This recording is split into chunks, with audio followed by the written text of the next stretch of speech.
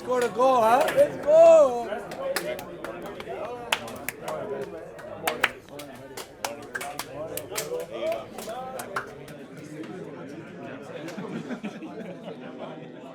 All right, guys, we got a packed house today. A lot of stuff to go through, but first of all, we want to welcome back the guys from international duty, right? Congratulations. You know, part of me getting an understanding before I joined this club was really speaking to Joe about his vision for the club. And what he wanted to do was build something impactful for the community of Chicago. And it wasn't just about facilities, it was also about, you know, the team and the performance and the whole environment, but really building something that the city can be proud of. And that's what really spoke to me, and I know spoke to a lot of other players, you know, when we talked about joining the club. Along with that did come facilities, right? Did come beautiful buildings like this, and also the talks, the idea of a stadium. Well, that stadium, as you guys know, has become official, and we want to share renderings with you here today. So I think it's a pretty special day. Next week, we're going to be officially releasing these to the public, but just take a look at what we're talking about here. So this stadium's going to be built on the river. There'll be water taxis that will be bringing people from the stadium. The design is a industrial Chicago design, right, with brick and glass, clear roof. Go to the next one. This is what it looks like from the outside. You see the clean aesthetics of it. Next one. Inside, guys, is going to be the steepest supporter section in MLS. The field is going to be tighter. The stands are going to be tighter onto the field. Everything's going to be compact. The roofs are going to be clear that you can still see visions of the city. So pretty impressive. It'll be 22,000 seats, tight atmosphere, really conducive to creating a great home atmosphere. And you see the next one, they will do concerts, obviously, and that's what that looks like. So big news for the club, and we'll be announcing that officially on Tuesday. So congratulations, guys. Well done.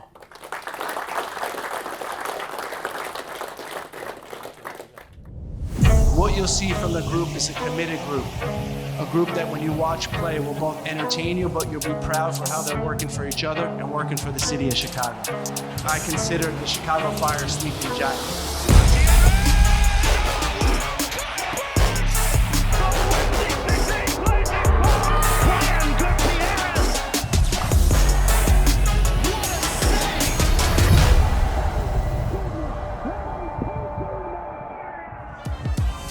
What's up, everybody, and welcome back to Inside the Fire. I am your host, Gabe Ramirez, and man, it has been a wild couple of weeks, not just on the field, but off it too. Last episode, the club dropped the big news, right? We are getting a soccer-specific stadium here in Chicago by 2028. They said 2028, so if you guys need some help with some shovels, I'll make sure I'm here to help you guys out. Now, the Fire did drop a tough one to NYCFC. They went up early, 1-0. I was feeling good. The guys were feeling good.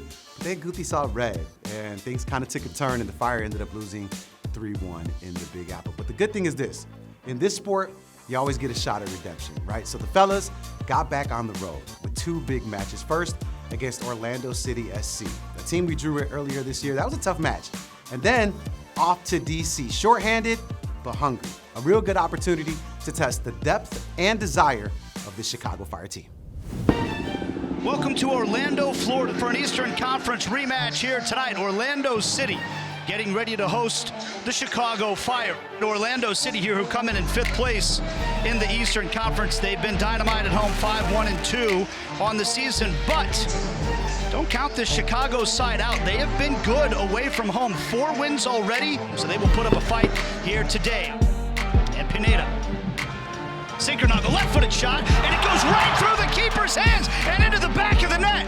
Oh, Pedro Galese has been having such a good season for Orlando City, but this one's a shocker. Sinkernagel, the grateful recipient. Here's Ojeda. Ojeda parried away by Brady. They come forward again. They've got a 1-0 lead already. This ball inside for Kuipers, and he smashes it home. 2-0 Chicago, right on the stroke of a half an hour. And here they come again. It's Kuipers cutting it back. It's Kuipers looking for more. The Chicago Fire are absolutely sending a message here at Entering Coast Stadium. They've opened up a 3-0 lead.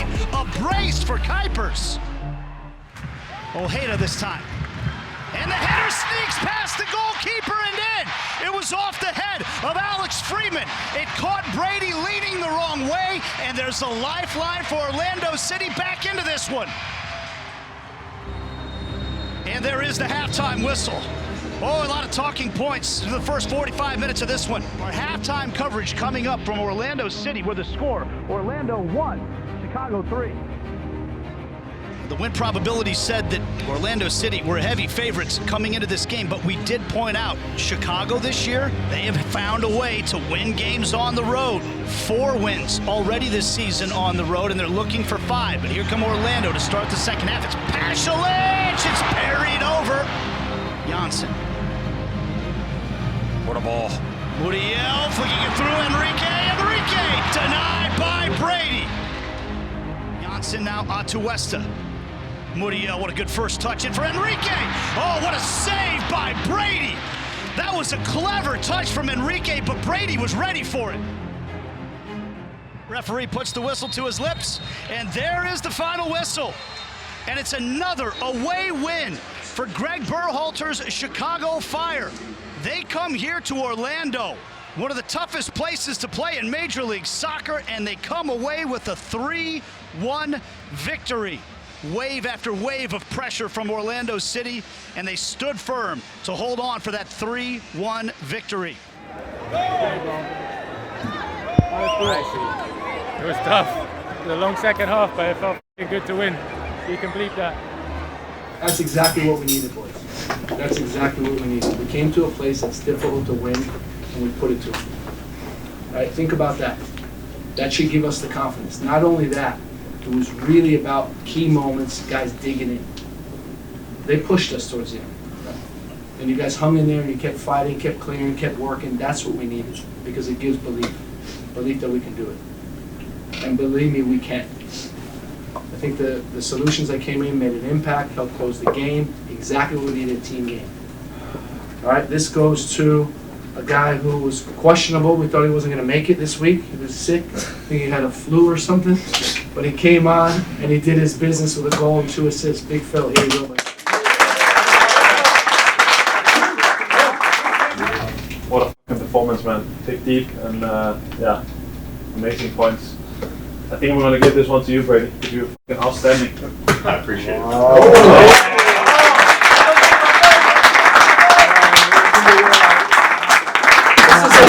It's Santa when you change that.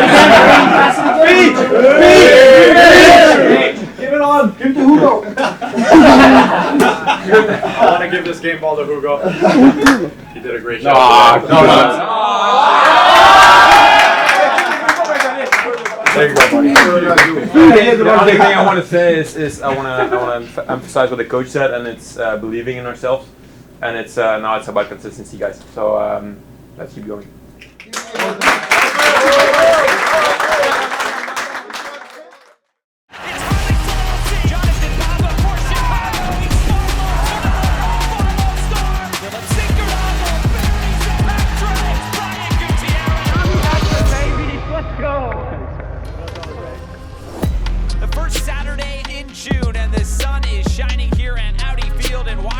D.C. It's D.C. United playing host to the Chicago Fire. They have been road warriors this year. Road win last week against Orlando.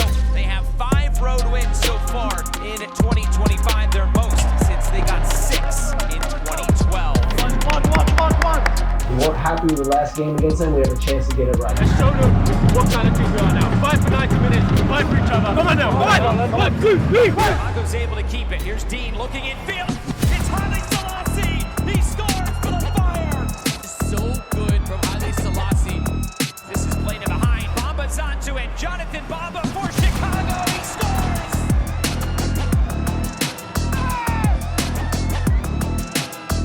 Including the game in Chicago. This is played in behind. It's a great ball from Gubin, and it's Barlow to deliver. Jonathan Bamba, Haile Selassie on the overlap.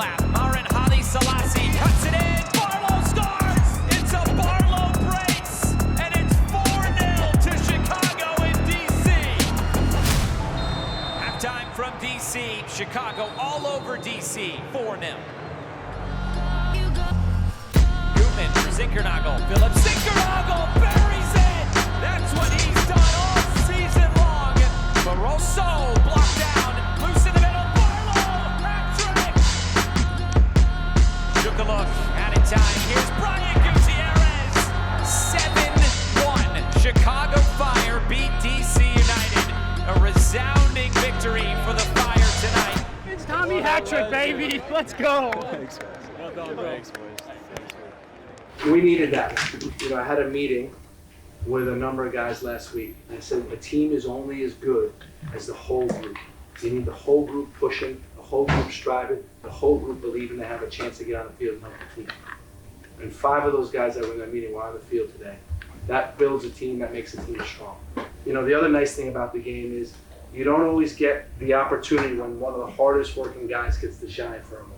Right? And we had a game plan to get you behind the back line and you executed perfectly. You got a hat trick. Game ball was the hat trick hero, Tommy B. Let's go. I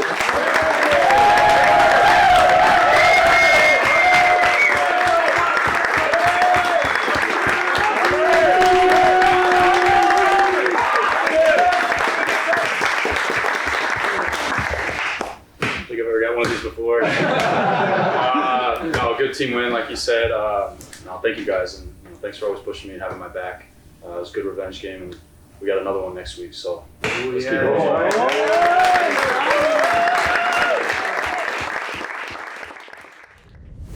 That makes 6 wins on the road for the first time since 2012, and honestly, they might still be scoring goals in DC right now. All right, coming up, the Fire teamed up with Chicago Stars for a doubleheader at Soldier Field, and I caught up with 2 of the players to talk about what it means for the city. That's next on Inside the Fire. Welcome back to Inside the Fire, and after 5 straight matches on the road, who wouldn't be excited to come back to Soldier Field? And the timing couldn't be better. And this match day was one of the coolest of the season because the Chicago Stars were in the building taking on the Seattle Reign, making it a true doubleheader moment for soccer fans in the city. And I got a chance to talk with 2 of the players who were right in the middle of it. Fire midfielder Sergio Odehead Jr. and Stars defender Sam Staub. And we got the chance to talk about the city, the moment, and the energy surrounding the match. What's up, everybody? Gabe Ramirez here to talk to you guys about something that is extremely exciting. Why? Because we're putting 2 clubs at Soldier Field, Chicago Stars, Chicago Fire, both going to be there. And I got 2 people to chat with me about the whole thing, Sergio Odehead Jr. and, of course, Sam Staub from the Stars. Guys, I appreciate you hanging out. Let's take a walk. Let's talk about this. So both of you obviously representing the city of Chicago. Yep. What does it mean to you to represent Chi-Town? And when you're thinking about you guys and your soccer careers, what kind of legacy do you want to leave behind? Yeah, I think Chicago is probably the best sports city in America, and it's so diverse and so exciting to be in a city like that right now. I think that's honestly the best part of it, is just being a part of a fan base that wants to connect and wants to cheer for you and is so diverse that you can really connect with anyone on anything. The legacy that I would like to leave, I guess, is just finding the sport better than it was when I started, I think soccer is booming in Chicago, it's booming in the world, and I just keep pushing it forward. I love that. Now, Serge, you're from here. Yeah. So what does it mean to you? No, yeah, I think Chicago's a city that everybody that's from here is proud to be part of. I grew up on the south side of Chicago, so playing for this club, playing for this city, it brings a lot of passion out in the sport. So yeah, no, it's a great honor to represent my people, my family. We have a lot of history here, and I think representing something like that is very special. So, Serge, when you think about the future of soccer in Chicago, what excites you the most? I think what excites me the most is the young talent that's coming through. Like I said, playing in Chicago my whole life, you see the talent that is everywhere. The kids that come through the academy, we have a lot of special players, and so me coming through the academy and finally playing with the first team is something special. And I would love to see the next generation doing that. Like I said, great players, and yeah. All right, so Sam, you're not from Chicago, so tell me what are some of your favorite things about the city? The food, maybe favorite neighborhoods? Yeah, definitely the food. I'm a big foodie, so I love going out to eat. I ask people this all the time. I don't ask them what their favorite food is. I say, what restaurant do you go to the most? The restaurant that I go to the most, okay, I DoorDash the most, but going out to eat, I always take my family to like an Italian place in the city. We go to like Olivita a lot. Pizzeria Portofino, if you get on the river, is really nice. So a lot of places like that, but the food is the best in Chicago. I love trying new foods. I love going out to eat, so that's my favorite thing to do. I haven't explored that much, so I do need to explore. But I spend a lot of time in the West Loop. There's a lot of food there, obviously. So yeah. Get you out to Humboldt Park. Yes, yes. No, I need to. Serge, I know you've traveled outside of the South Side. So favorite neighborhood first? I mean, where I grew up, Westlawn, I would say, yeah, Midway area. That's, I mean, I know all about that, so I would say that's my favorite neighborhood to be in. Food?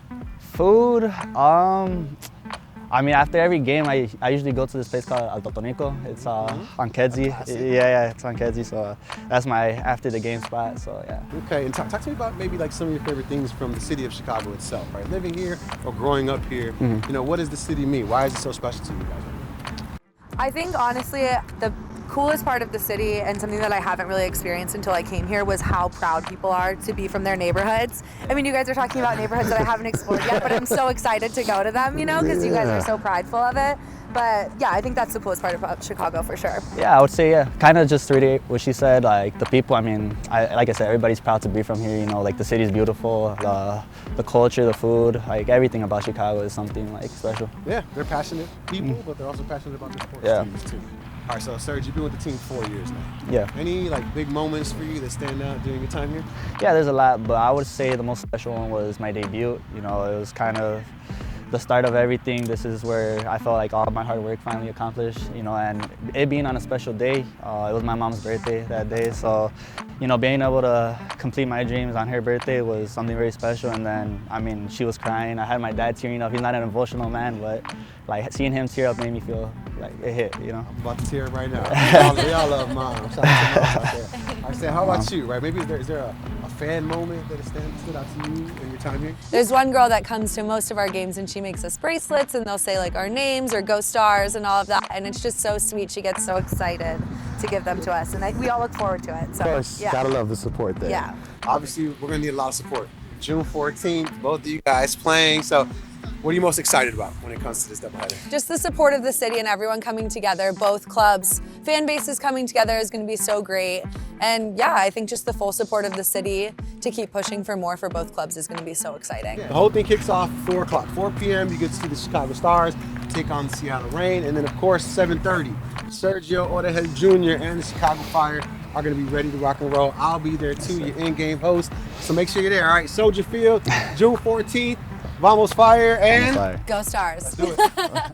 What's up, guys? Kellen Acosta here, joined by the Matt Hemme, interim coach of the Chicago Stars. Today we're going to be talking about our upbringings of being Japanese and myself Japanese American, talking about all things soccer, huge doubleheader coming up, and as well as just how we met. We go way back, right, to the Colorado days. I don't remember exactly how we met, but I just remember back in Colorado, that was what, 2018? I was new to the area. I think it was the off season we might have connected. I know you were coaching at Denver at the time. I was coaching at DU at the time. And you know, we're just playing pickup soccer. You were coaching me in the off season. We were doing, remember the end? Yeah, leading up to the national team camp. Yeah, national team camp. So I mean, you're talking about, you know, 6+ years going on, and we recently just had dinner at a Japanese spot up the road as well too. Sushi, so good sushi, And let's touch upon just, you know, being Japanese. Yeah. You know, how has that shaped you into the game today? Just being able to obviously not only play, but being able to coach a lot of players from different backgrounds, whether it's men's or women's. You know, that's been a really cherishing opportunity and really trying to give back. And you know, I love soccer people and really shaped me to who I am today. And I think, you know, being Japanese players and Japanese coach is something that people, you know, talk about us as Japanese American, but I think it's all, you know, you can be authentic self in this space, and I think that's something that really I love about the game and really, you know, shaped me to who I am today. You know, I obviously just coaching soccer, the reason I coach is a little bit more to do with creating an environment where people can be the authentic self and the best version of themselves and really express themselves. But outside of coaching, I try to create more opportunities for Japanese players overseas.